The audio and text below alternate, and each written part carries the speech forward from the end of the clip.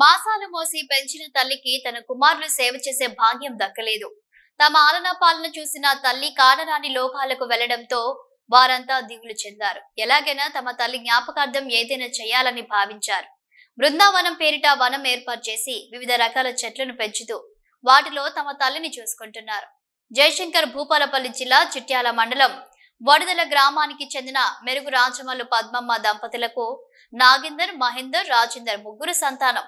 ఉమ్మడి కుటుంబంలో ఉంటూనే మెరుగు పద్మమ్మ గత 8 నెలల క్రితం నుండి అనారోగ్యంతో మంచం పట్టింది. అనేక ప్రాంతాల్లో ఆసుపత్రుల చుట్టూ తిరిగి లక్షల రూపాయలు ఖర్చు పెట్టి వైద్యం చేయించినా ఫలితం లేకుండా పోయింది.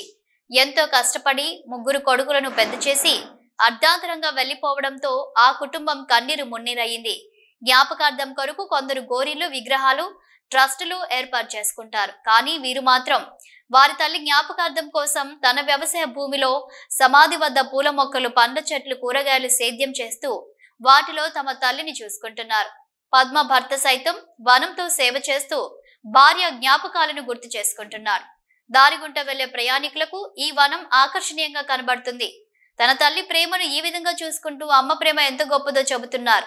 అమ్మ యొక్క జ్ఞాపకార్థం కోసం పూలు, పండ్ల తోటలో అమ్మ రూపాన్ని చూసుకొని బాధను దిగమింగుకుంటున్నామని పద్మమ్మ కొడుకులు కంటనీరు పెట్టుకున్నారు. మానవ జన్మ మళ్లీ రాదు. ప్రతి ఒక్కరూ తల్లిదండ్రులను గౌరవించి వారికి కాస్త పట్టెడు అన్నం పెట్టి హక్కున చేర్చుకోవాలని కోరారు. ప్రపంచ మహిళా దినోత్సవం రోజున ఇదే తమ జ్ఞాపకార్థంగా మిగిలిపోతుందన్నారు. చిట్యాల మండలం వడదల విలేజ్. మా అమ్మగారు 9 నెలల క్రితం ఉండే ప్రాబ్లం వల్ల చనిపోవడం జరిగింది. హాస్పిటల్కి వెళ్ళాము. ఆ సర్జరీ చేయడం వల్ల సర్జరీ ప్రాబ్లమా లేదా అమ్మ బాడీ సపోర్ట్ చేయడమో జరిగింది. మాకు మా అమ్మ నాన్న అంటే అమితమైన ప్రేమ.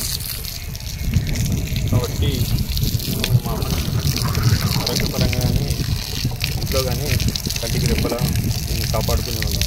అనుకోకుండా సంఘటన జరిగిపోయింది కాబట్టి ఇది మేము జీర్ణించుకోలేకపోతున్నాం. కాబట్టి మా అమ్మ అంటే మాకు ఈ చెట్లు, పూలు మా అమ్మకు చాలా ఇష్టం. ఇంటి దగ్గర కూడా మాకున్న జాగాలో కూడా చెట్లు, పూలు కూడా బాగా ఎక్కువ పెంచేది. అమ్మ కూడా రోజు పొద్దున సాయంత్రం తీసి అన్ని చెట్లకు నీళ్ళు ఉండబట్టి మాకు ఉన్న జాగాలో ఆహ్లాదకరంగా చల్లటి వాతావరణం ఎప్పటికీ ఉండేది. అవునా మా అమ్మ లేని లోటు మేము ఉందానని మా అమ్మకు నచ్చిన విధంగా మా సొంత భూమిలో, ఈ రోడ్డు గల భూమిలో అక్కడనే మేము మా భూమిలో అంత్యక్రియలు చేయడం జరిగింది అమ్మది. అలాగే మా అమ్మ స్మృతి మనం లెక్క మేము ఇక్కడనే ఈ పూలు, చెట్లు, పండ్లు, తోటలు అన్నీ పెట్టి మా అమ్మకు నచ్చిన విధంగా మేము రోజు పొద్దున సాయంత్రం నీళ్ళు పడుతూ, మా నాన్నగారు పొద్దున సాయంత్రం మేము అన్నదమ్ముల ముగ్గురం అందరూ ప్రతిరోజు వచ్చి ఈ చెట్లు నీళ్ళు పడుతూ ఈ పువ్వులు ఇట్లా అమ్మకు అక్కడ పెట్టి మేము మొక్కడం జరుగుతుంటుంది. అలాగే తల్లిదండ్రులను కోల్పోయిన తర్వాత ఎంత బాధ అనేది ఇక ముందు నుంచి కూడా ఎవ్వరు తల్లిదండ్రులను కించపరచకుండా, వాళ్ళని అవమానించకుండా మంచిగా చూసుకుంటారని నేను భావిస్తున్నాను. మేము ఎలాగైతే మేము కంటికి రేపలా మా అమ్మను నాన్నని అలానే చూసుకుంటాం. ఇప్పుడు ప్రజలందరూ కూడా ఈ రోజులలో తల్లి తండ్రి పోయిన తర్వాత కూడా ఉన్నప్పుడు ఎంత జాగ్రత్తలు ఉంటారో పోయిన తర్వాత అర్థమవుతుంది. ఆ తల్లి లేని లోటు అనేది మాకు ఇప్పుడు అనుకుంటుంది. మేము అన్నీ అనుకూలంగా ఉండి కూడా ఇంత బాధపడుతున్నామంటే ఏమి చేయలేక నిరాశులై రోడ్డు మీద పాలైన వాళ్ళు వాళ్ళకి ఎంత మనోవేదన గురవుతారో అర్థం చేసుకోగలరు. కాబట్టి ప్రతి ఒక్కరూ తల్లిని తండ్రిని మించిన దైవం లేదన్నట్టుగా దేవుని కన్నా ముందు తల్లిదండ్రులను మొక్కిన తర్వాతనే దేవుని మొక్కి మన ఆత్మను నిమ్మలం చేసుకోగలరు. ఎందుకంటే ఇది 10 మందికి ఉపయోగమవుతుంది. ఇలాంటి సేవలు చేసినందుకు మీరు వాళ్లకు, ఆ తల్లిదండ్రులకు రుణము తీర్చగలరని నా ఒక మనవి. ఎందుకంటే ఈ పార్క్ అనేది మామూలు విషయం కాదు. ఇది ఇక్కడ ఉన్నది.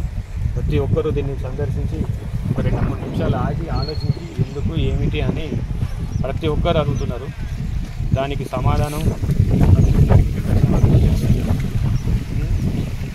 రోజులు అనేవి ఈ రోజు ఉండొచ్చు, లేకుండా డబ్బులు ఉండొచ్చు, కానీ ప్రేమలు అనేవి మాత్రం పొందగలంటే అది జన్మజన్మల అదృష్టం. మా అమ్మతోని మాకున్న రుణబంధానికి నేను జీవితాంతం ఇదే స్థితిలో మా అమ్మ